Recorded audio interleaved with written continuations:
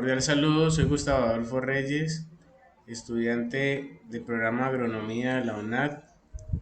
En este video realizaré la lectura de este diálogo eh, correspondiente a la actividad número 4, numeral 1.3 de inglés 0.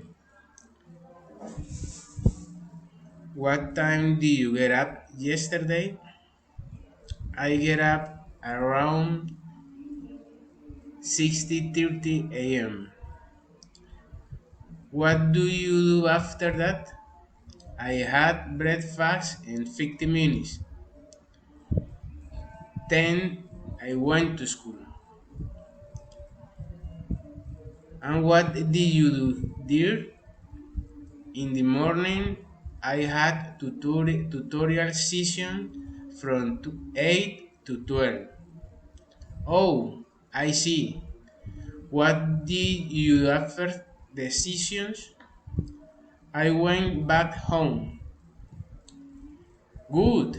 What do you at home? I had lunch and then to nap for 50 minutes. Wow, that's it. That is great.